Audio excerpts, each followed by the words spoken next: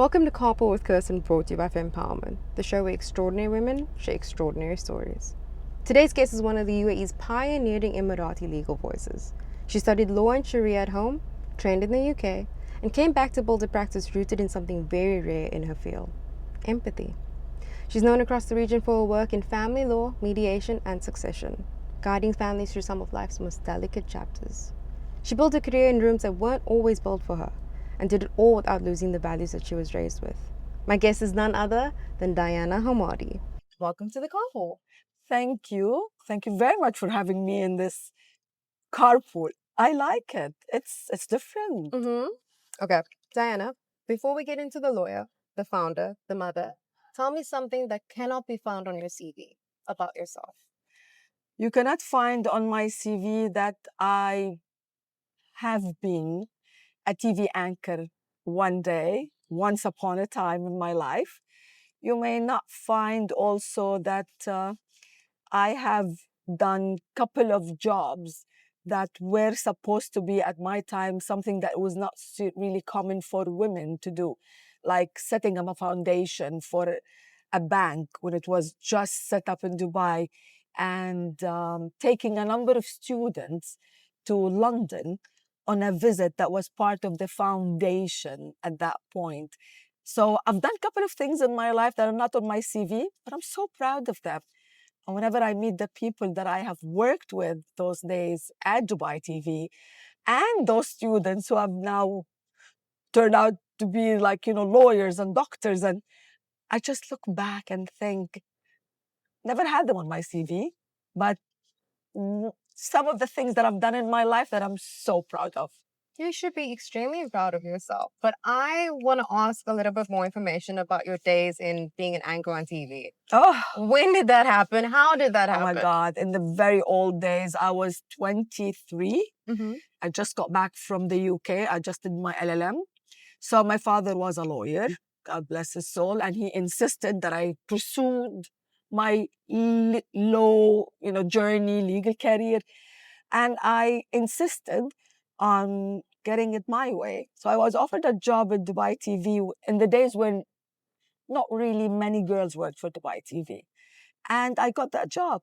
For almost like a year and a half, I was the star of Dubai TV, and I had programs, and there was like a first ever New Year's Eve that was celebrated on screen, Dubai TV, and I was the one who actually did the whole, presentation of that New Year's Eve, 1992, and 1992 going 1993. And there were the days that I have to be honest, I thought that I would be so judged, and that job was not for me. And I didn't want to do it again. I just left it. Oh, anyway, I left it to get married. But until today, if you ask me if I ever want to be in the spotlight, I would always say I really would have to excuse myself. Maybe I'm emotional, maybe I'm insecure. I don't want to just be out there for people to just point at me and say, look, this is her. This is what she's wearing. This is what she's doing. I can't.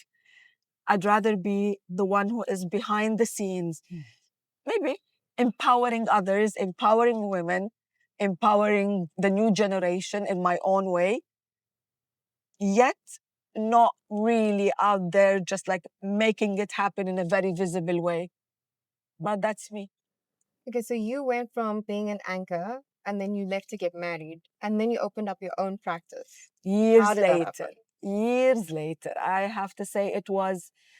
So I got married, I had my 2 children, and then one of those fancy stories where like you would say, I dropped my son to the nursery, which is true, by the way. And then I'm leaving and I say, oh my God, what am I going to do? And he goes, Mom, go to work. And he was only 3 years old. And I remember I'm like, work? I haven't worked for 10 years. I don't even know what work is. But I decided then to look for a part-time job. And I landed my first job at the age of almost 30. Literally 31, 32 after I had my Majid at the Dubai Chamber of Commerce. And I said at that time, listen, I have 2 degrees in law. One is a bachelor's, one is a master's. I haven't worked, but I'm willing to do anything. Just give me something to just do. Like, I'll be here for 4 hours. Whatever you want me to do, I'll do. You don't have to employ me. 3 months later, I was the director of the legal affairs department at the Chamber of Commerce. And I have to say, that's what I say to everyone. Please don't think of getting a job the way that everybody thinks. Like, I finish university, I either do my higher degree or just like get a job, do this gap year, go back to. No, do it your way or do it life's way. There is no harm, there's no shame in getting a job at 30, 40, 50, reinventing yourself. Trust me, every age, every time of your life has its own thing. I swear to you, at that time in my life, I appreciated reinventing myself. I saw Dubai reinventing itself. I saw a whole country around me just, like going from one person to another person. And I thought, you know what? I'll evolve with it. And that's exactly what I did. I started with the Chamber of Commerce. I moved to the DFC when DFC was just at this early stage of being set up. And then I opened my own practice in 2007. I mean, you mentioned something about the fact that as the city grew, you grew with it. Yes, I grew with Dubai. Mm-hmm. From the first day of the laws being introduced, brought to accommodate Dubai's growth, I grew up with every law to the extent that some people think that just because my father was a lawyer, that I knew every law since I was born. Like literally, I grew up with the law. Imagine growing up with a father who just talked about the law as if it's like, a lunch conversation, a dinner conversation. And I heard, I listened. And to me, until today, when I speak about the law, I speak about the law as a story. Every law has a story, just like you and me. Every law had a reason to become, to be, and to be amended, to be changed, for provisions of the law to grow up. Every law has a story, and I love that. I love talking about the laws like they're stories. I mean, I love hearing that you're so passionate about it. It's Yes. a really interesting way to look at things that others usually wouldn't. But I mean, for instance, you grew up as Dubai was growing up, right? Hypothetically, did you ever notice like the small changes, or was there a moment where you were like, oh my goodness, this isn't the same Dubai that I was raised in? It's completely new. I know a lot of people say that, but for me, this is the same Dubai. Dubai never changed its soul. It has always been a home that Dubai was all about getting people to Dubai feeling their home. Dubai just got better at making everyone's home better. We're just equipped now for a better life. Like literally, Dubai was in my days fridge. We all lived, like I come from that area in Dubai in the old days, what is called Porcelain. We were a fridge. We were like, go to the Deccan, like, get our stuff, wait for the bus to go to school. Everybody's neighbors, they were sending like khamir, chubab. Like my mother used to make her manaish and send to everyone. We were a very small community. We're still friends until today. Me and the same girls that we went to school and we were brought up together in the same community. The difference now is that we live in maybe bigger houses. We have, cars, like fancier way of life. But Dubai has always been that Dubai. You get to Dubai, you feel at home. You feel that you have neighbors, friends, community. And that's what I pray for Dubai to keep. Because this is what, for me, Dubai is all about. With the laws were just introduced to make everyone's life happier, better, easier, and safer. 100%. Safer. I agree with the safer part. I mean, Dubai is always known as the place that's like, it feels like another world in comparison to the other countries out there because it's so safe. Yes. I mean, for example, if you had a handbag out in another country. You'd constantly have to look over and watch, someone going to take it, is someone going to steal it? But here, you could leave it unattended for hours and nothing happens.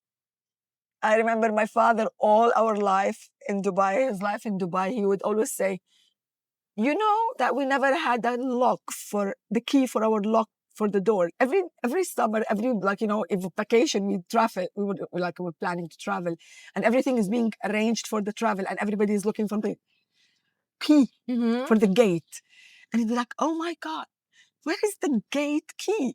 And no one knows at home because nobody ever locked their gates. Nobody ever had a lock on their doors, and that's how I was brought up.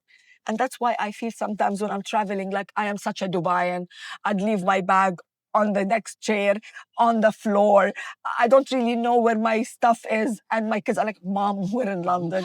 Mom, we're in Paris. Mom, we're in New York. Can you stop? Can you just collect your stuff? And I'm like, oh, come on, guys. We're not in Dubai. We're not in Dubai. We're not in Dubai. That's all you hear all the time. I mean, your kids, obviously, it's a different generation. Yes. So what are some of the values that were instilled in you from childhood that you are now instilling in your children today?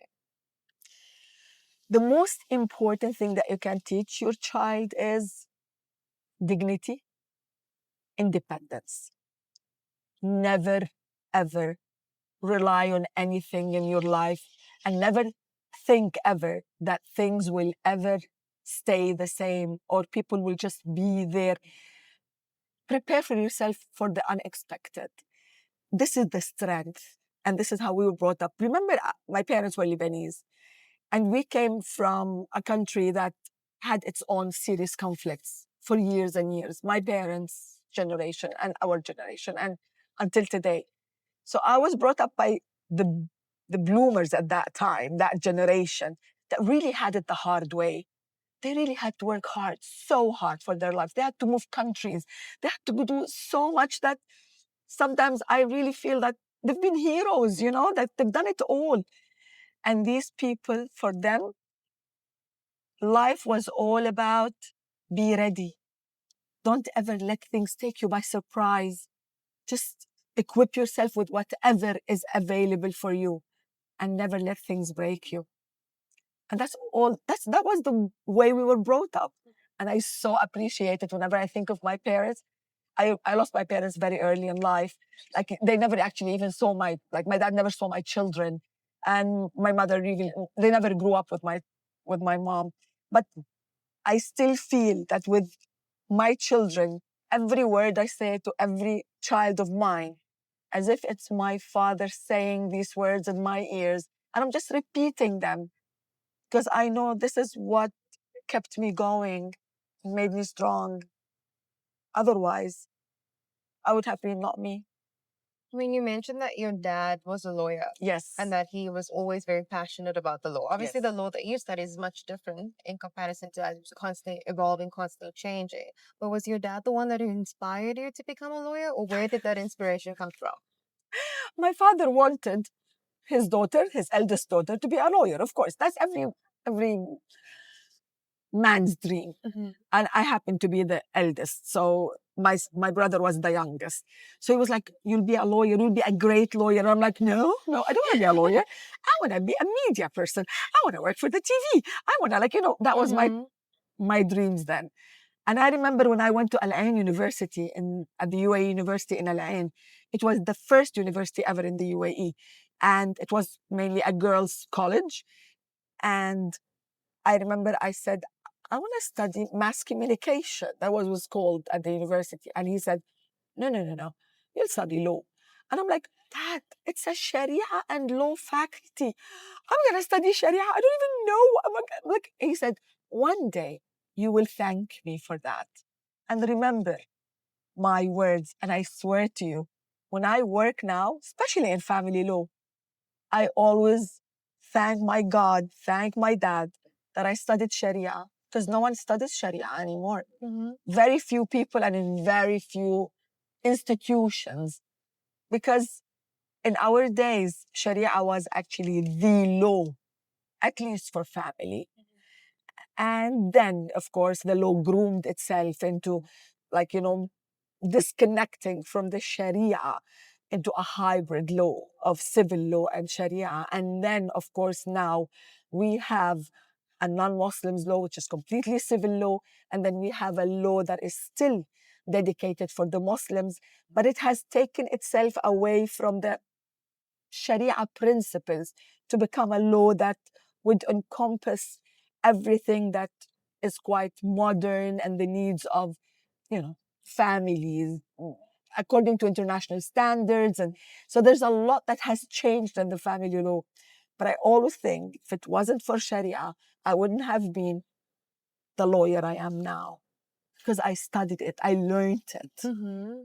For those that don't know what the Sharia law is all about, could you explain a little bit about that? Yeah, some of the practitioners don't really know. I mean, especially the ones that have not studied law in our parts of the world. And it's always difficult for them to get the grab of it. But it's always something to learn. I don't believe that you don't need to learn or you cannot learn. Like for me, I'm a UAE lawyer. I learned the law in the UAE. I learned, of course, Sharia and civil law. But now, after my practice of 20 years, I know a lot about English law. Mm-hmm. Why? Because there's a connection with the English high courts. I appear as an expert before the English high courts. I've actually learned a new law, and it's okay. Like I can't advise on the English law, but I know so much about it. I know so much about so many other laws. So I always tell people, don't fear knowledge. Knowledge is the one thing that will take you to where you want in life. Just be there waiting to learn. At any opportunity for learning, just do it. Don't let it go. Don't let it just skip your way. Knowledge is also the one thing that someone can't take away from you. Knowledge is power. Mm-hmm. It is power. I mean, you chose family law as your primary focus. That's quite a heavy subject to focus on, especially when you're dealing with so many delicate chapters of people's lives. Yeah. How do you manage, handling the emotional stress of others? See, to be honest, every practice of law has its own, you know, pressure. And no matter what you're doing, of course, it's different when you're dealing with corporates. But again, legal practice is all about being out there, getting the pressure from your client on one hand, and then there's a court procedure, and there's a judge, and it's not the easiest of jobs ever. But with family law, you feel like you're a friend of so many people. They're clients, but they somehow become your part of your circle, your friends. And the funny thing is that everybody asks you about everything. Like, you sit with a friend and she goes, oh my God, like our friend, her husband has been so mean with like spending in the house. And she's been talking to me about Diana. What is the law on it? I'm asked about the law every time I'm with friends, I'm with family. So that's why I feel that it's just part of my life. I don't look at it as something that's pressuring me. The emotions in it is what keeps me going. I think I'm empathetic in a way. I have this empathy that makes me able to take it from people and feel it. And to a certain extent, I love it. I mean, has there ever been a case that's really broken your heart where you're like, and you can't detach when you get home? Yes. Yes, there are those cases that honestly, they get the best of me. There've been so many, not one that sometimes I try to remember which one was the most,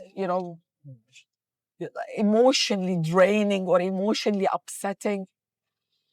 But when I see like a picture of a child who I have brought back to his mother after he was abducted, and his mother keeps like every year sending me his grades, his travels, I feel that I have been rewarded in a way for whatever I felt at that time, for whatever I like really endured.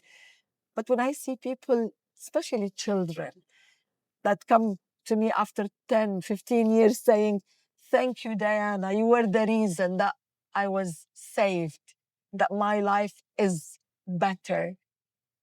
I so appreciate it. I think like I'm just there for a reason. I'm just there for a reason. I mean, you obviously know what it takes to be a lawyer, especially in Dubai, such a fast-paced city, so many new developments on the go. Would you advise any women into becoming a lawyer?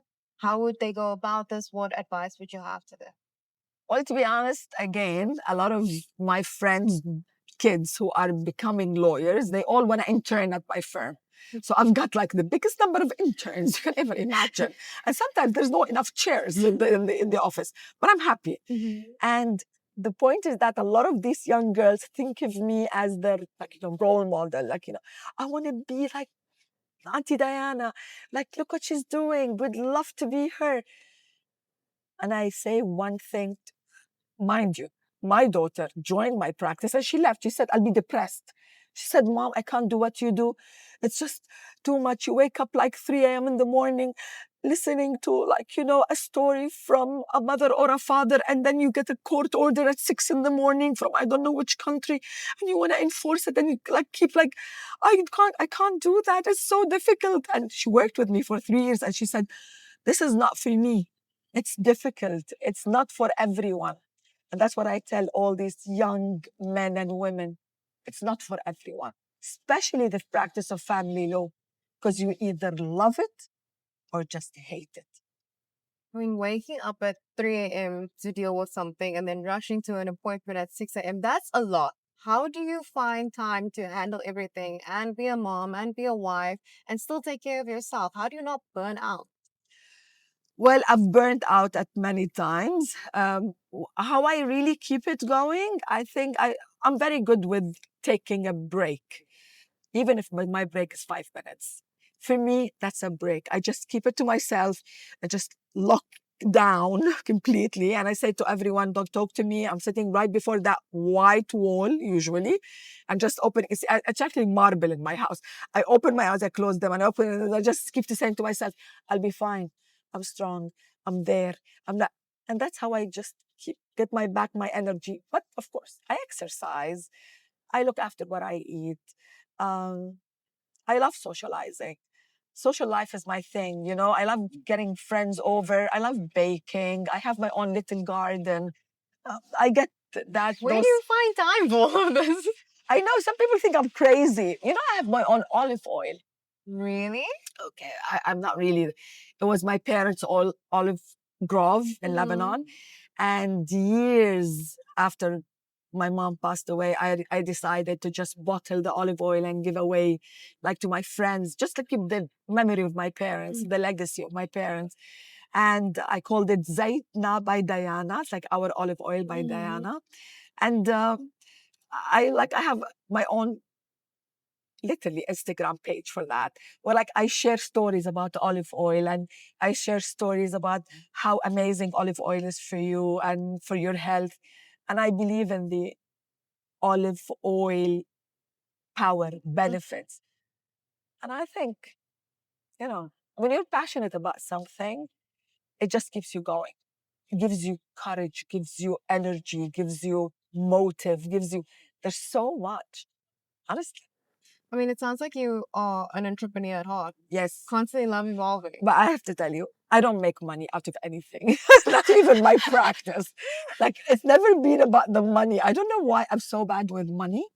I'm so bad with math. I'm so bad with numbers, to the extent that sometimes I think, like literally my kids laugh and they say, Mom, how much money do you have in the account? I'm like, who cares?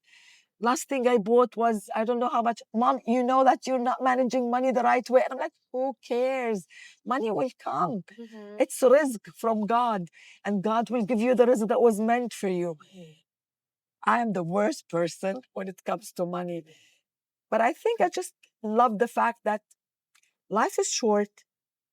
Make the best out of it. Do everything that you ever want to do. Don't let it go by, oh, I may, fail. I may be scrutinized. No, I'll do it all. Whatever makes me happy, I'll do it. Even the crazy shopping that I do. Yes, I'll do it. You're just a I'll woman. just do it. I mean, speaking of entrepreneurship and just doing what you're passionate about. There's a lot of young people today that are more towards the entrepreneurship path than, the standard, oh, I need to study and then I need to work and then I need to do this and then I need to do this. What's your take on this? Do you support it, or do you think that there needs to be some sort of structure in terms of finding your steps for your future? Entrepreneurship is all about being there with the right idea at the right time. That's entrepreneurship. It's not how much time you have dedicated for that business plan to be. I think this is the worst way you can ever go with anything in your life. The more planning you do, the less you will achieve much. That's my take on it. And I've seen people doing it that way. It's just like standing there looking at something that you really love, you really enjoy, and you say, what can I make something out of it? That's entrepreneurship. Just on the spot, on your feet, finding that idea, like that lamp we used to see, like in someone's, like, bing. Yeah. That's what I believe it is. And I've never planned for anything. Never in my life I've ever planned for anything. It just came to me because I think our energy gets things for us in a way. I want it so much. I'm focusing on it so much. I read about it. And then I attract it to me. And this is when I do it. But I have to do it right. I love that. I think also the city, Dubai, I mean, it's positioned towards that kind of Yes. creative thinking. Very much. It supports new innovative ideas. It doesn't really support oh, this is the structure and I have to follow this to get from A to B. It just welcomes you with open arms. I mean, this is the place, the hub of innovation, as you would say. Has this always been the way of Dubai, or would you say that this is just more towards the recent years? From day one. Mm-hmm. If there was no innovation in Dubai would have never been the way it is. Mm-hmm. In the 70s, Dubai was reinventing itself. In the 80s, Dubai was reinventing itself. In the 90s. And every decade of Dubai's life, I have witnessed the changes. I have personally, as a child, seen how we did things in a decade and how we did it the next one. Things were just changing in such a rapid way. Communities were being built around Dubai. I still remember when we lived in Deira, and the area where Mirdif is now was being built, where there was like the first open air cinema. There was always something. Dubai was telling everyone, come, give us the idea, make it happen. The first cinema, the first ice rink, for skating, the first tennis courts, everything was like, for us, was new. Every decade, every 5-10 years, we would find a new thing, a new trend. It is a journey. Living in Dubai, it's a life, and it has been for people my age who are like, across their 50s. We have lived a life that every one of us can write a book about. That's beautiful. Yes. Do you think that there's any misconception about Dubai when someone thinks about, the UAE? It's envy. Misconceptions are envious because what you see is what you get. This is Dubai, and Dubai is an honest city, literally honest. Mm-hmm. This is what I offer you. This is what you have to do to stay in Dubai safe, sound. And I always tell people, it's not bad to know little about the law before you come. And it was quite a trend at a point when all the international law firms used to bring here where they used to bring their lawyers, the new lawyers, to join the international law firms. At a time, there wasn't really much of the English language of the law, widespread, available. And I remember I was the one that they would call and say, oh, Diana, we got a couple of new lawyers. Can you just come and tell them what to do and what not to do in Dubai? And that was my thing. And I would sit and say, okay, in Dubai, at that time, for instance, please do not live with your girlfriend. You are not supposed to, because that would probably get you into issues with, criminal liability. Now we never say that because the law has changed and has been updated in a very, practical way.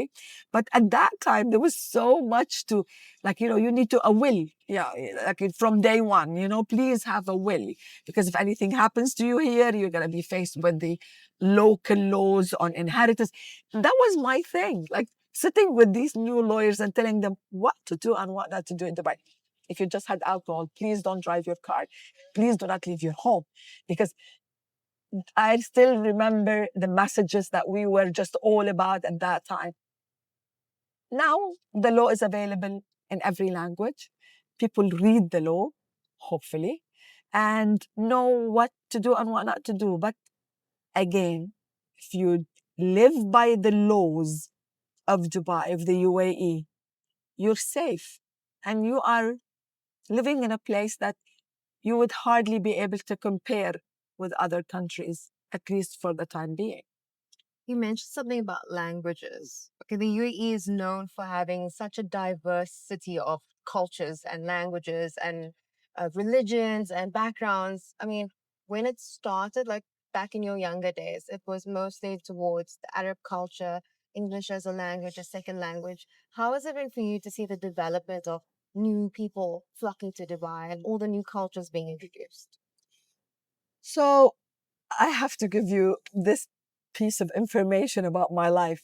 So when I was a kid, I went to the government school in Dubai. The government school at that time did not teach English, except from grade 5 upwards. And it wasn't really the English that you would learn at private schools.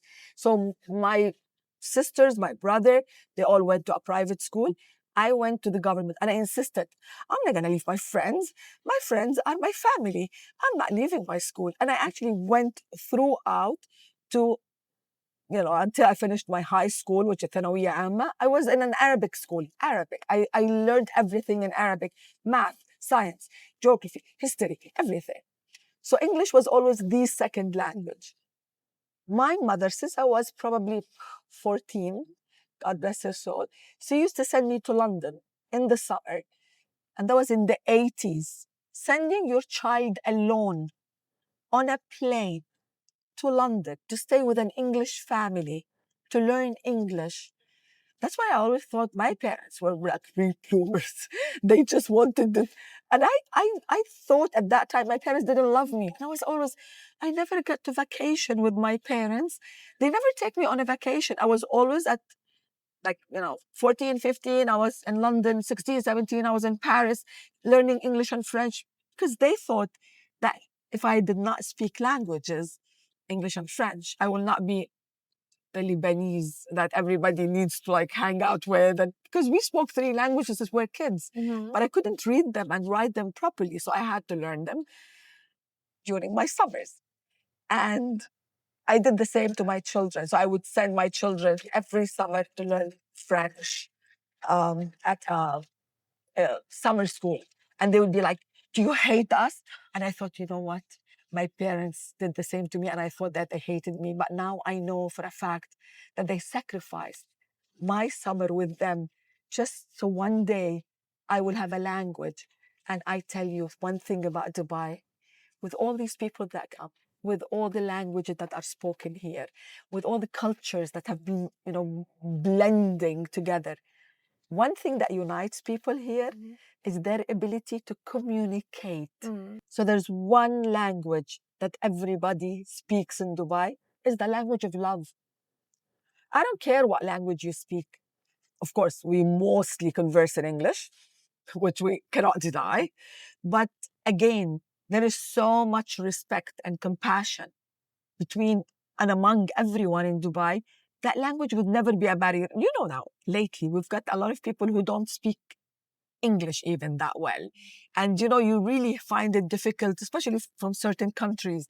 But I have to say, when they come to me in my office, I just do understand what they're saying. Although there's always whatever it's called, language barriers, whatever it is.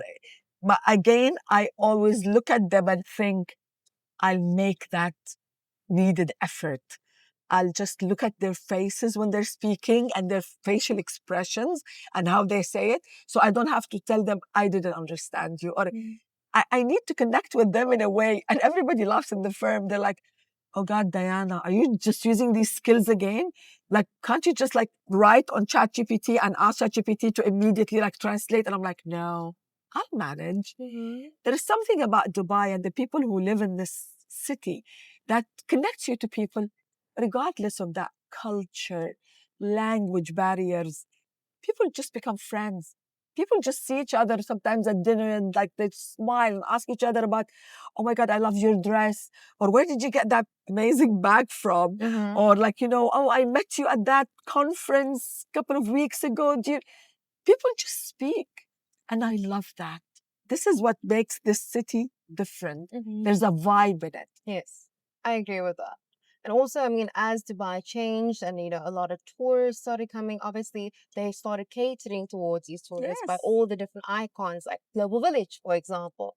How did it feel actually seeing these monuments being built and, like, getting to experience it first in life? So the first monument we had physically in Dubai was the World Trade Center. And on the way coming from Al Ain, because we used to go to the university, stay there at the campus, like I'd come back weekends back home. And every time we're coming back to our homes, usually that was like Wednesdays, and we'd see the World Trade Center from far away and we'd say, Dubai. Yeah, we have the saying in Arabic, "ييها الشيب يرد صبي." Like whoever comes to Dubai, even as an old person, they would become young again. And that was always the saying that we would say on the way coming back. Since that monument, look at what we have today. From the World Trade Center, before that, that was like the fish roundabout, the clock tower in there. These were the monuments of Dubai. Now we have Burj Khalifa. Wherever I go in the world, oh, you come from Dubai, where Burj Khalifa is the tallest building in the world. And look around us. Everything is monumental. Every piece of Dubai that was built for us, our generation, is part of our history, is part of our journey.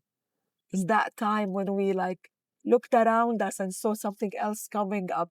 And to me, it reminds me of I don't know, maybe that dinner I had with those friends, when I met that person for the first time, when I went shopping for that particular piece, when we didn't have really much shopping before what you see today. Like 25 years ago, 30 years ago, we used to travel to go shopping.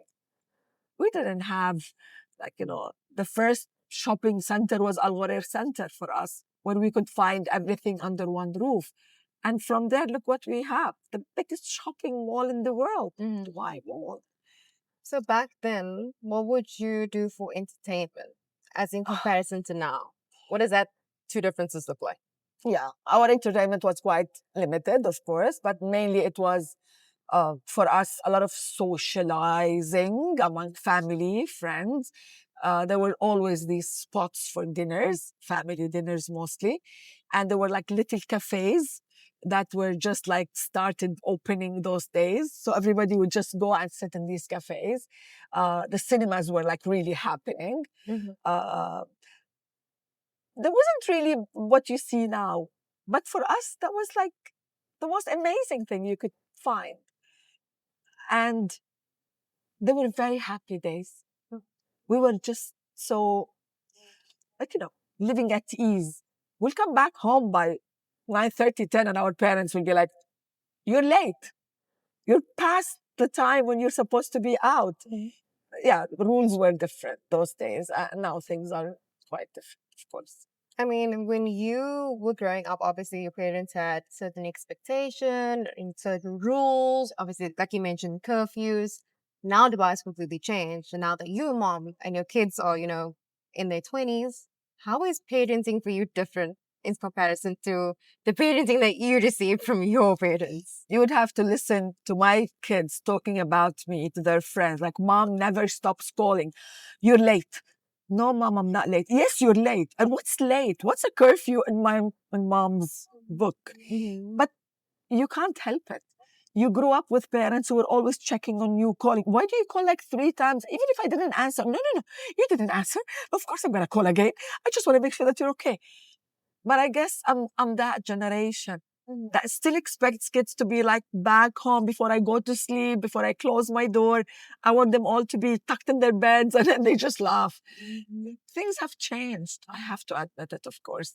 And plus, kids do a lot of like sitting with their own iPads, watching their own series and movies and like on their own screens. I miss sitting around one TV screen in my parents' home. My father sitting back on his big chair, and we're like sitting on the floor, like everyone just eating or just drinking something. But those days will never come back. They're just gone. Do you think that as technology progresses, we're starting to lose actual human connection?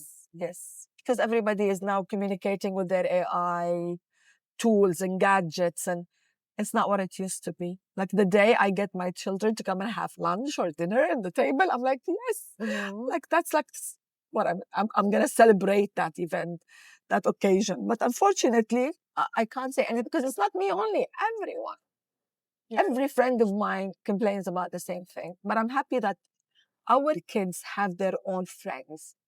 Like I'm so grateful for our society, our community, that this new generation of men and women, they have friends. They have people that they relate to, they're friends with.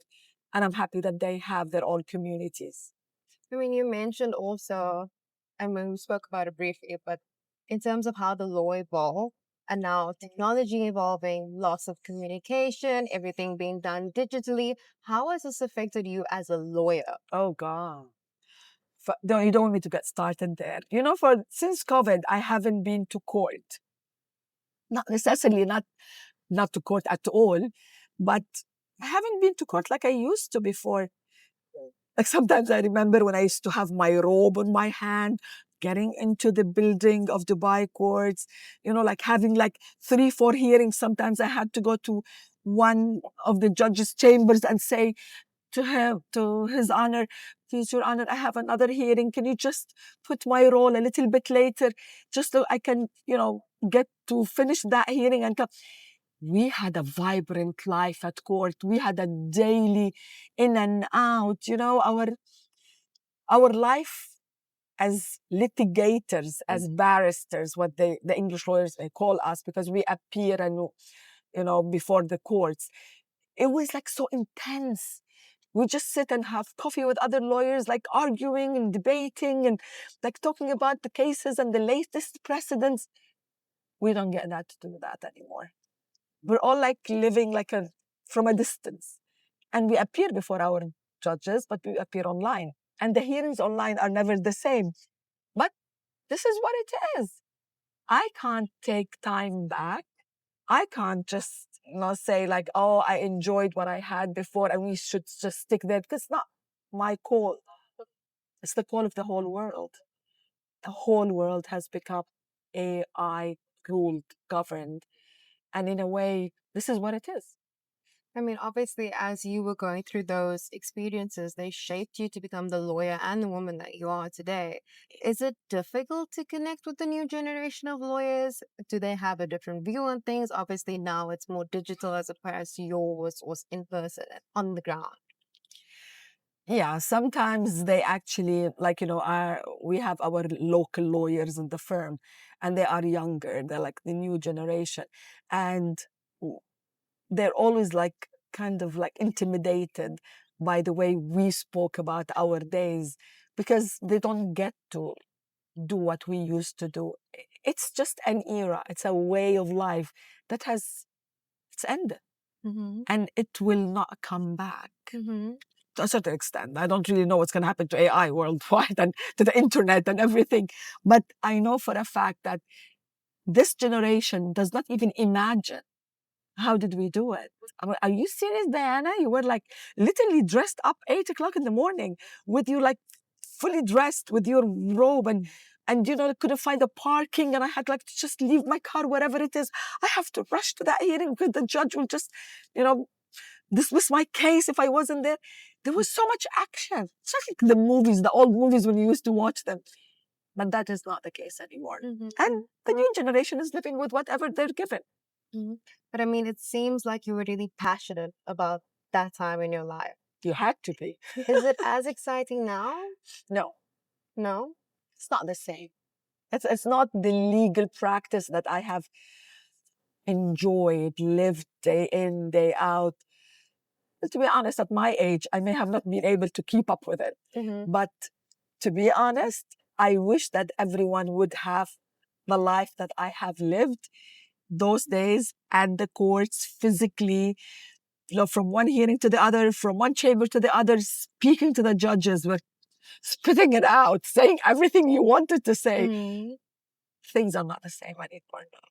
I mean, speaking about the life that you've lived, a news anchor, becoming a lawyer, going abroad, is there anything that you have not done that you wish that you could have done? You'll be surprised what I really want to do. I'm going to actually say it now for the first time on a podcast. I would love to be able to go and live in my olive grove with my olive trees and just show the world that there is always a safe place, a place where you would just find yourself. I believe that roots in trees are what give you the roots that you need in life. And it's not about the place where this olive grove is. It's about the fact that the olive tree itself is just the example of how fragile we can be and how we adapt to be who we are. Imagine the olive tree is a tree that never goes deep in earth. It's always going with its roots sideways. It doesn't like a lot of water. It doesn't like to be watered a lot, but likes to fight for its existence. Fights all the time. And that's what I see myself like. I look at the olive tree and I say, this is exactly the example that God wanted to give humans.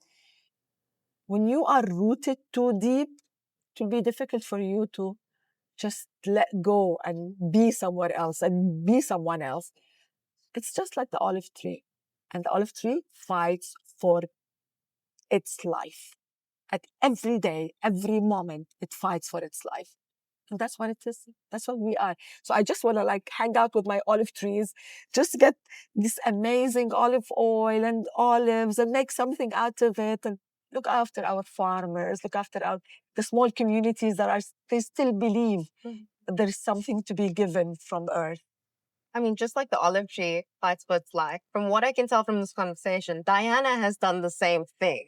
And I mean, I can see that you are a woman on a mission, that you don't allow yourself to be placed in a box. You don't allow yourself to be a limit set over you. What advice do you have to other women that feel like they're trapped in a certain stereotype, in a certain parameter that they're only allowed to grow in? How would you advise them to go about breaking that boundary? You choose sometimes to put yourself in that box. Don't ever blame society, people, time, fate. Just get over that blaming.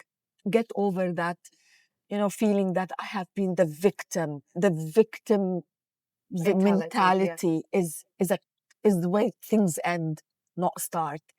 Just get it away from it. Just always think that I am giving myself a chance. I have been given a chance. No, I'm giving myself the chance that I deserve. And I deserve better. I always deserve better. The one step out that you make of that victim mentality or staying in that box, locking yourself up, is when you tell yourself, I have succeeded. You don't need to get to the end of the road. You just get out there, put your foot on the first step of the road and say, I succeeded. I made it.